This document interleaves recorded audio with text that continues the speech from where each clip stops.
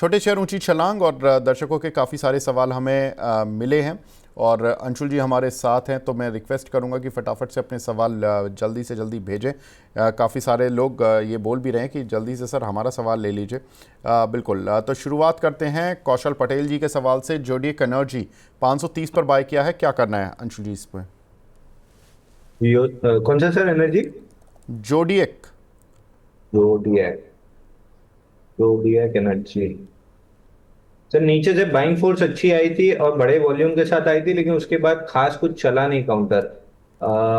7 दिन में 75% चला था, तब से साइडवेज है। इसको नए मोमेंटम के लिए 501 निकालना जरूरी है।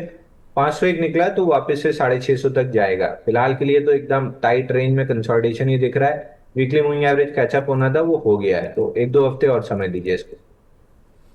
ठीक है, अगला सवाल लेते हैं यहाँ पर प्राची मिश्रा जी का। इनका सवाल है सर आदित्य बिरला एएमसी पर, इस पे क्या करना है? आदित्य बिरला एएमसी। यहाँ पे ये सर मंडे को डिस्कस हुआ था ना, 558 रुपए तक जाएगा। हमने अपने क्लाइंट्स को बाई भी दिया हुआ है, तो प्रॉफिट बुक करा चुके हैं। अब 558 के पास जाके अटक गया है।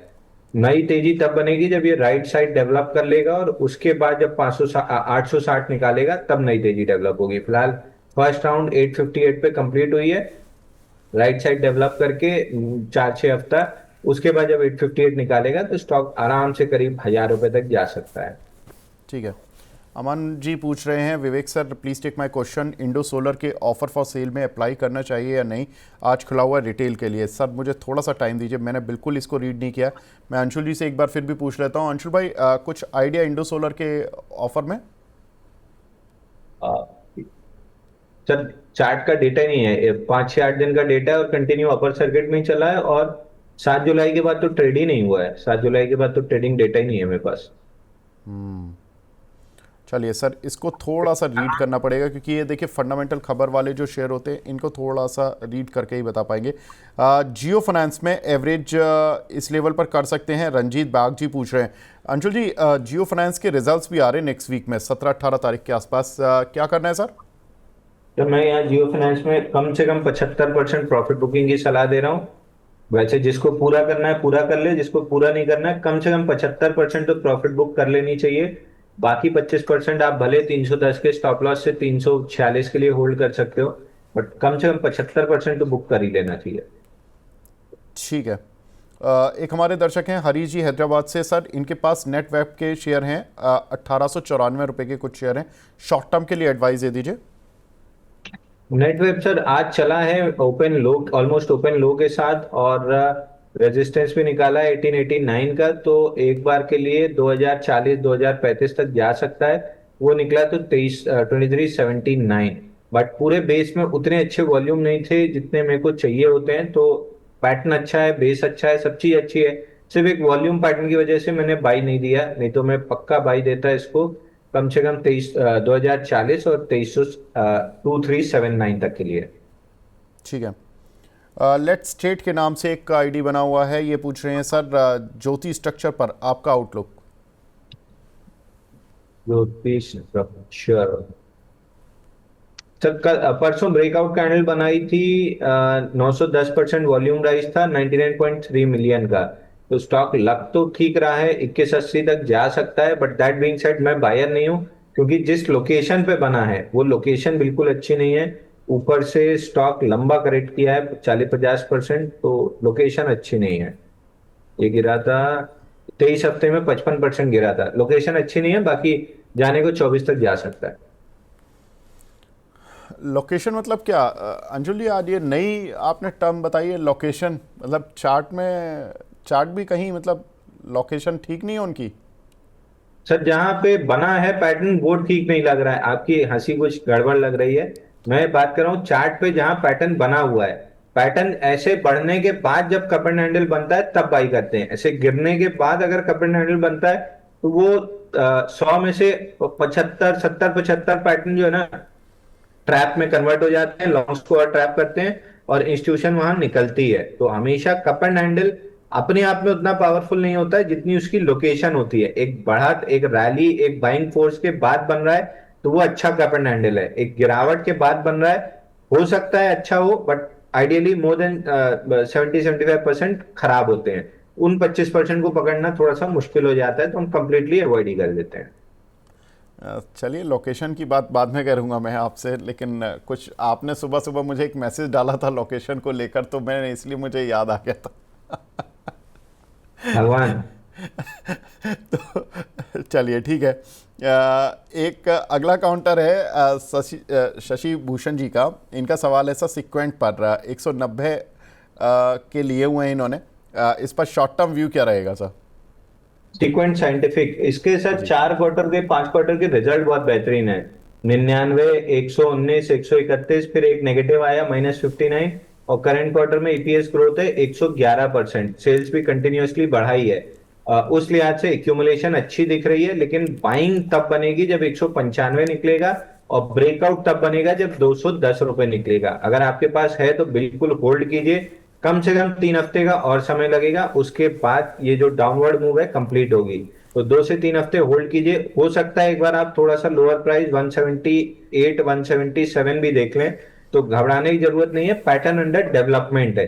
नेक्स्ट लेग में 195 निकाल के मोमेंटम बनाएगा, 210 पे ब्रेकआउट बनेगा। कम से कम 4-5 क्वार्टर अच्छे रिजल्ट आ चुके हैं और स्टॉक बेस बना रहा है, यानी जब भी फटेगा 40-50% की अपसाइड 210 से आराम से मिलेगी। तो 300 रुपए का टारगेट पकड़ लीजिए। एक हमारे दर्शक हैं जगदीश कुमार जी, बोल रहे हैं अंशु सर, आपके मार्गदर्शन के अनुसार उन्होंने कुछ शेयर लिए हुए हैं। उसमें एक L&T फाइनेंस का है, 208 रुपये पर उन्होंने 4500 शेयर लिए हुए हैं सर, और कैनरा बैंक 113 रुपये पर 1000 शेयर लिए हुए हैं। क्या करना है दोनों में? सर कृपया मेरे मार्गदर्शन मत बोलिए, क्योंकि मैं 205, 208 रुपए से L&T फाइनेंस बोल रहा हूं कि आप बुक कीजिए, और बुक करके नीचे 190 के आसपास वापस खरीदिए। 208 पे तो मैंने कभी बाइंग बोला ही नहीं है, वहां से तो मैं प्रॉफिट बुकिंग की सलाह दे रहा हूँ। बाइंग पहली 154 पे बोली थी, दूसरी 177 के ब्रेकआउट पे बोली थी। तो कृपया लेवल्स को बहुत ध्यान से सुने, उसके बाद ट्रेड करें। अभी ट्रेलिंग स्टॉप लॉस मेरा 202 है। थोड़ी देर पहले ही मैंने सबको एग्जिट की सलाह दी है कि ट्रेलिंग स्टॉप लॉस का वेट मत कीजिए, एक बार प्रॉफिट बुक कर लीजिए। 190 की जोन में वापस से री एंटर करेंगे। तो अगर आप लॉन्ग टर्म इन्वेस्टर हैं तो 190 की जोन में एवरेज कर लीजिएगा, 190, 186 में। बाकी जा ये करीब 400 से 500 रुपए रहा है। ठीक है। तो प्रधान साहब देखिए, माफ़ कीजिए जगदीश जी, देखिए एक चीज़ है, अगर आप इन्वेस्टर हैं तो डरने घबराने की ज़रूरत नहीं है। नीचे आएगा 186-90 की रेंज पर, थोड़ा सा और लेना है। और अगर आप short term trader type mentality से चल रहे तो 202 का स्टॉप लॉस लगाना है L&T फाइनेंस में। सर कैनरा बैंक में आपका व्यू? कैनरा बैंक में कोई दिक्कत नहीं है सर। कैनरा बैंक वापस से थोड़ा सा करेक्टिव ट्रेंड में है, लेकिन जब तक ये स्ट्रक्चर 106 रुपए का मेंटेन किए हुए है, 121.15 का ऑल टाइम हाई आराम से लग जाएगा। 92 रुपीज करीब से फैमिली पोर्टफोलियो में स्टॉक लॉन्ग है 121 रुपए तक के लिए। तो standard disclaimer, friends and family के अकाउंट में ये स्टॉक हो सकता है। एक हमारे दर्शक हैं सनी कुमार जी, वो पूछ रहे हैं सर, इन्फोसिस में एवरेज करना चाहता हूँ, प्लीज़ बता दीजिए लॉन्ग टर्म के लिए ये लेवल सही है? तो देखिए, टीसीएस ने जिस हिसाब से मूड खराब किया है, रिएक्शन बहुत खराब नहीं आया चार्ट्स पे। मतलब इन्फोसिस, टीसीएस थोड़ा ही थोड़ा नीचे खुले हैं। जैसे आपकी कमेंट्री थी 5-7% तो खुल ही सकते थे, बट नॉनदलेस तो थोड़ा सा रिलेटिव स्ट्रेंथ प्रूव तो कर रहे हैं। बट आप जो झटका लगा है इसको एब्जॉर्ब करने में कम से कम 4-6-8 हफ्ता लगेगा। तो स्पीड थोड़ी स्लो रहेगी, बट ट्रेजेक्ट्री जो ऊपर की थी वो अभी भी ऊपर की बनी हुई है। शॉर्ट टर्म ट्रेडर्स के लिए अपॉर्चुनिटी अब कंप्लीटली खत्म हो गई है। लॉन्ग टर्म इन्वेस्टर इस डिप को यूज कर सकते हैं, या थोड़ा सा और नीचे अगर कहीं 1550, 1540 मिल जाए तो भी अच्छा हो जाएगा, वहां पे बाई करके रख सकते हैं। ठीक है। एक हमारे दर्शक हैं मिथिलेश प्रजापति जी, इन्होंने करीब 3 लाख शेयर MTNL के लिए हुए हैं 50 रुपये पर। अभी क्या करना है सर? 3 lakh share MTNL? नहीं, ये 30,000 हैं, माफ़ कीजिएगा, थोड़ा ज़्यादा ही ज़ीरो लगी हुई हैं। 30,000 शेयर हैं सर। तो भी बहुत ज्यादा है सर। मतलब हाँ। जंग कैटेगरी के स्टॉक में इतना लंबा पैसा डालना, मतलब तो पैसे से खिलवाड़ हो गया। बट इसमें एक ब्रेकआउट कैंडल बनी थी जो ऑलमोस्ट ब्रेकआउट लेवल के ऊपर क्लोज भी नहीं कर पाई थी, 155-56 के ऊपर। वहां से कंप्लीट इनसाइड बार है। मतलब 25 जून को जो बाइंग आई थी उसके बाद से कंप्लीटली इनसाइड बार है, और उसके लो पे ऑलमोस्ट हम खड़े हैं। हाँ, बल्कि आज लो भी तोड़ रहे हैं। सर स्टॉक तो मेरे को खराब लग रहा है। कोई न्यूज यूज आ जाए, लैंड टेक ओवर या इस टाइप की गवर्नमेंट से कोई पॉजिटिव न्यूज आ जाए तो अलग बात है। नहीं आती है तो धीरे धीरे ये काउंटर आपको 42 रुपीज तक नीचे दिख सकता है। न्यूज पे चला था, न्यूज पे फॉलो थ्रू मिला तो ठीक, टेक्निकली तो वीक लग रहा है। बड़ा इन्वेस्ट कर दिया इन्होंने, वो भी MTNL पर। चलिए, जंग शेख साहब, नेटको फार्मा सर ये पूछ रहे हैं आज बाय कर सकते हैं क्या एक महीने के लिए नेटको फार्मा को?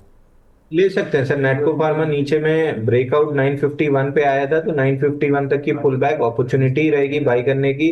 ऊपर में 1049 1183 दो टारगेट मिल सकते हैं। ठीक है। पुष्कर जी हैं सर, सीक्वेंट साइंटिफिक पर पूछ रहे हैं। इनका सवाल 187 रुपीज़ पर है, आपका व्यू जानना चाहते हैं। सीक्वेंट होल्ड करना है सर, नीचे 179 तक एक बार देख सकते हैं। ऊपर में 210 का ब्रेकआउट है, 195 के ऊपर मोमेंटम बनेगा। बाकी जैसा आपका पैटर्न है, करीब करीब 300 रुपए तक जा सकता है काउंटर। तिलक नगर इंडस्ट्रीज में सर आपका व्यू, 366 के प्रधान साहब ने लिए हुए हैं, इस पर शॉर्ट टर्म व्यू क्या रहेगा? 4 क्वार्टर से रिजल्ट सुधर रहे हैं और स्टॉक कंप्लीटली एक रेंज के अंदर है। पहली बार वीकली एक मूविंग एवरेज नीचे से तोड़ा था और अब ऊपर आके सपोर्ट ले रहा है। 330 328 पे वीकली मूविंग एवरेज है, वहां तक एक बार डिप ले सकता है। बट ये डिप में कहीं भी वॉल्यूम नहीं आ रहा है, तो मेरे ख्याल से केवल मूविंग एवरेज रीटेस्ट के लिए वेट कर रहा है। नेक्स्ट लेग में 440 रुपए तक जा सकता है, तो थोड़ा सा इसको 3-4 महीने का समय दीजिए और एक दो दो हफ्ते और समय दीजिए, फिर दोबारा सवाल पूछ लीजिएगा। आइडियली 2-3 महीने का समय देना चाहिए इस काउंटर को। आइडियली कुछ समय देना चाहिए इस काउंटर को। अगला सवाल हमें मिला है यहाँ पर चेतना जैन जी का, ओबरॉय रियलिटी सर, इन्होंने 1920 के लिए हुए हैं, बोल रही हैं ज़बरदस्त फंसी हुई हैं, क्या करें सर? सर रियलिटी काउंटर अगर आप शॉर्ट टर्म ट्रेडर हैं तो मैं मान सकता हूं कि आप फंस गए हैं। थोड़ा सा यहाँ से 50-60 रुपए 70 रुपए और डिप मिल सकती है, मिलेगी या नहीं पक्का नहीं, बट मिल सकती है। बाकी रियलिटी इंडेक्स जिस जगह पे खड़ा है, यहाँ से चांसेस ऑफ फेलियर बहुत कम है और चांसेस ऑफ अपसाइड कम से कम इंडेक्स पे 15% की अपसाइड की बहुत ज्यादा है। तो मैं ये मान के चल रहा हूँ कि अगर कोई 4-6 महीने का समय देता है तो रियलिटी काउंटर्स बहुत अच्छे हो सकते हैं। ठीक है। SR गुलानिया जी का सवाल है मदरसन वायरिंग पर सर, 74 रुपये के इन्होंने 1200 शेयर लिए हुए हैं, इसमें क्या करें? ये 74 रुपये तो काफ़ी समय से नहीं गया, ये तो मुझे लग रहा है इनके पास बहुत पुराने पड़े हुए हैं कभी, क्योंकि ये अभी चला है पिछले कुछ समय में। और यस, ये लास्ट ईयर जून और अगस्त के बीच में गया था 74 के आसपास, 80 तक भी गया था उस समय। जून 2024 में गया था। हाँ बिल्कुल। अंशुल भाई, अब क्या करना है इसमें? अंशुल जी, हमने एक कवर भी किया था कि इसमें कुछ एक्सपेंशन होने वाले हैं अगले 2-3 महीने में कंपनी के। काउंटर चला भी, वहाँ से करीब 10% चल गया है पिछले करीब 15-1 दिन में। अभी भी आज 64 रुपये चल रहा है, हमने आई थिंक 59-60 रुपये पर बात की होगी, 65 रुपये तक गया। क्या करें सर इसमें? सर ये 57 रुपए में आपके शो पे बाई दिया था 26 मई को, 65 रुपए 64-65 का टारगेट था, वहीं पे आ गया। और 64-65 का टारगेट इसलिए था कि वो 50% रिट्रेसमेंट था पूरे फॉल का, तो 36 हफ्ते में 41% गिरा था। अब जिस हिसाब से टारगेट अचीव किया है, कुछ समय यहाँ अटक सकता है क्योंकि वॉल्यूम अच्छे हैं, तो मैं नहीं मान रहा हूँ कि यहाँ से रिवर्सल आ जाएगा। ये कंसोलिडेट करके नेक्स्ट लेग में आपको 74 रुपए दे देगा, तो समय देना पड़ेगा। इतना दिया है तो थोड़ा और देना ही पड़ेगा, बट 74 का रेट आते हुए दिख रहा है। राजेश राणा जी बोल रहे हैं, हमको राणा जी माफ़ करना सर, ये लाइन तो कोई बोलने से नहीं चूकता है। सर देखिए, अब थोड़ा बहुत तो हंसी मजाक चलता है और आपका सरनेम है तो आपको उसके लिए गौरवान्वित होना चाहिए। मुझे भी मित्तल्स मित्तल्स कह के बहुत लोग अलग अलग चीज़ों से संज्ञान देते हैं कि भाई आर्सेलर मित्तल, भारती मित्तल, सर ये चलता रहेगा जीवन में। चलिए, जैगल प्रीपेड, इसमें अंशुल जी क्या करना चाहिए? Good to buy at CMP? Sir मेरे को आज पता चला कि भारती मित्तल और ये सुनील मित्तल और ये लक्ष्मीकांत मित्तल आपके परिवार से नहीं है। मैं तो अभी तक वही समझ रहा था। हाँ, मैं बिल्कुल, आप क्यों पीछे रहे? आप भी बोले कुछ ना कुछ। चलिए ठीक। साइडवेज है और सपोर्ट जोन पे है, बस इसको कोई ट्रिगर चाहिए। चार चार क्वार्टर के रिजल्ट सुधरे हैं, बट स्टॉक में थोड़ी सी ऊपर से जो सेलिंग आई थी वो एब्जॉर्ब नहीं हुई है, नीचे से बाइंग भी ठीक हुई है। दोनों के बीच में टग ऑफ वॉर में फंसा है, मतलब सेलर अपने जो सेलिंग जोन है वहां पे आके माल बेच रहे हैं, बायर उसको एब्जॉर्ब कर रहे हैं। तो हो सकता है 3-4 हफ्ते और ले, बट कन्विक्शन है कि 499 तक ये जाना चाहिए। बट जब अगर ये काउंटर नीचे में 386 तोड़ा तो फिर मैं गिव अप कर दूंगा। जब तक 386 प्रोटेक्टेड है मेरे ख्याल से इसमें बुल्स ही जीतेंगे और 499 तक ये स्टॉक आएगा। तो होल्ड करना चाहिए, कम से कम 2 हफ्ते का समय दीजिए, उसके बाद दोबारा सवाल पूछिएगा। एक इनका सवाल सेनोरिस पर भी है, सेनोरिस फार्मा। ये बोल रहे हैं कि are giving guidance of 40% revenue growth CAGR for FY26। इस साल के लिए 40% की ग्रोथ गाइडेंस दे रही है कंपनी। ये पूछ रहे हैं कि सर इसको यहाँ पर बाय कर लें क्या? चार्ट पैटर्न देख के लगता तो नहीं है सर, क्योंकि चार्ट का डेटा भी कम है मेरे पास। नो रिस्क, BSE और चेक कर लेता हूँ। हाँ, नई लिस्टिंग है शायद, क्योंकि चार्ट डेटा NSE BSE में दोनों कम है। पैटर्न बहुत अच्छा नहीं है, वॉल्यूम नहीं है। 22 शेयर का एवरेज वॉल्यूम है, 22 शेयर का एवरेज वॉल्यूम है 50 डे। तो बहुत अच्छा पैटर्न नहीं है, वॉल्यूम नहीं है, एक्यूमुलेशन भी नहीं है पूरे पैटर्न में। मैं अवॉइड करूंगा इसको। ठीक है। एक हमारे दर्शक हैं कमलेश जी, पूछ रहे हैं सर PC ज्वेलर, इसमें क्या करना चाहिए? तो पीसी ज्वेलर एक दौड़ दौड़ चुका है, यहाँ से थोड़ा सा करेक्शन कंसोलिडेशन रह सकती है। बट ओवरऑल पैटर्न में उस दिन भी हमने डिस्कस किया था जब ये 2 दिन चला था 7 जुलाई मंडे को, कि एक रन अप कंप्लीट करके आया है बड़े रेजिस्टेंस 40 हफ्ते के रेजिस्टेंस के बाद। यहाँ पे कम से कम 8 हफ्ते की कंसोलिडेशन चाहिए, और कंसोलिडेशन की रेंज भी बड़ी हो सकती है। नीचे 14.5 15.5 15 के आसपास, और ऊपर 19.5 के आसपास। तो इस रेंज में अगर 8 हफ्ते काट लेता है तो फिर ये बड़ी मूव के लिए रेडी हो रहा है। ठीक है। एक हमारी दर्शक हैं नैन्सी जी, रेगुलर व्यूअर हैं। इनका सवाल है सर SW सोलर पर 330 रुपये के इन्होंने लिए हुए हैं, टारगेट पूछ रही हैं, इसमें क्या रखना चाहिए? सर इनके इस कंपनी के ना नेक्स्ट वीक रिजल्ट्स भी आ रहे हैं। पिछली बार रिजल्ट्स आए थे, रिजल्ट्स काफ़ी अच्छे थे, काउंटर फिर गिर गया था, 340 के आसपास से गिरा था आई थिंक, और ये 260-70 तक पहुंच गया था। अभी ये 330-35 तक तो आ गया शेयर, आज थोड़ा सा गिर गया 327 पर। लेकिन सर क्या लगता है इस काउंटर पर? तो परसों ओपन लो और इंस्टीट्यूशन वॉल्यूम के साथ चला था, तो हमने बाई दिया था 1:1 रिस्क रिवॉर्ड में, बुक भी करा चुके हैं। कुछ क्लाइंट लॉन्ग हो सकते हैं, कुछ ने बुक कर लिया होगा। बट ये stock on the pull back जब तक 320 के ऊपर होल्ड कर रहा है, 348 का पहला टारगेट दिख रहा है। 348 के बाद हम अपना टारगेट रिवाइज करेंगे। फिलहाल तो जब तक होल्ड है सपोर्ट, तब तक 348 आते हुए दिख रहा है। बिल्कुल ठीक है, क्योंकि कंपनी ने लास्ट क्वार्टर में जो रिजल्ट दिए थे वो काफ़ी शानदार थे, और इस क्वार्टर में भी अब देखिए इनके 17 तारीख को रिजल्ट्स आ रहे हैं। स्टर्लिंग एंड विल्सन, मैं बता दूं ये रिलायंस ग्रुप की कंपनी है, इन्होंने एक्विजिशन कर लिया था इस कंपनी का। और इस कंपनी के जो रिजल्ट्स आए थे लास्ट क्वार्टर में, उसमें आया था 55 करोड़ का प्रॉफिट आया था, एज़ कम्पेयर टू केवल 1 करोड़ के प्रॉफिट के मुकाबले। तो अगर अंशुल भाई इसने ये हिस्ट्री रिपीट कर दी, क्योंकि इनका पिछले साल जून में जो प्रॉफिट था वो था 5 करोड़, अगर इन्होंने इस बार भी 55 करोड़ दे दिया तो ग्रोथ तो अच्छी खासी दिख जाएगी। 55-60 करोड़ कुछ भी दे दिया, 50 करोड़ भी दे दिया तो भी ग्रोथ YOY तो बहुत अच्छी दिख जाएगी। क्या मतलब ये बड़ा ब्रेकआउट दे सकता है, या ये इन्हीं छोटे मोटी रेंज में फंस कर रह जाएगा शेयर?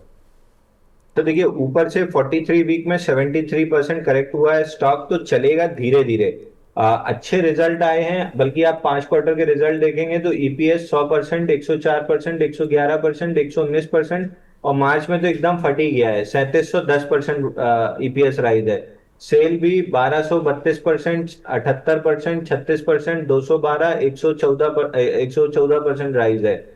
मार्जिन भी 2% से बढ़ के 5% आ गई है। तो ओवरऑल फंडामेंटल बेसिस पे स्टॉक बहुत अच्छा सुधरा हुआ है। बट टेक्निकली 73% करेक्शन बड़ा करेक्शन होता है। तो अपमूव, जो बड़ी अपमूव, सस्टेनेबल अपमूव मिलेगी वो 348.9 का रेजिस्टेंस है, यानी 350 पकड़ लीजिए। 350 के ऊपर जब क्लोज करेगा तो सस्टेनेबल अपमूव मिलेगी। फिलहाल के लिए एक पंटिंग मूव 348.9 के रेजिस्टेंस तक जाती हुई दिख रही है। मेरी एक्टिव वॉच लिस्ट में ये स्टॉक है। अगर 350 के ऊपर टिका तो फिर और बाई कॉल्स इनिशिएट करके दूंगा 441 तक के लिए। तो फिलहाल मैं 348 तक के लिए प्ले कर रहा हूँ। दीपक सिंह जी हैं, मैक्स हेल्थ पर सवाल पूछ रहे हैं। 1300 रुपये की एवरेज इन्होंने 1300 के लिए हुए हैं, पूछ रहे हैं कि एवरेज कर सकते हैं क्या सर? तो देखिए सेम एल&टी फाइनेंस वाला पैटर्न है, ब्रेकआउट के बाद फर्स्ट लेग कंप्लीट किया और नीचे आ रहा है। तो ये नीचे आने में, इसलिए मैं बोलता हूँ फर्स्ट लेग के बाद प्रॉफिट बुक कर लीजिए। रीटेस्ट पे अगर मौका मिला तो वापस से बाई कर लेंगे, नहीं तो कंसोलिडेशन के ब्रेकआउट पे बाई कर लेंगे। तो ये पुल बैक दे रहा है, ब्रेकआउट का पुल बैक समवेयर अराउंड 1196 तक आ सकता है। बट अभी तक तो कोई वॉल्यूम आया नहीं है सेलिंग में, तो मोस्ट लाइकली ये रिटेस्ट है। 1196 के 1190 की जोन तक रिटेस्ट करके दोबारा चलेगा तो 1500 1550 तक जा सकता है।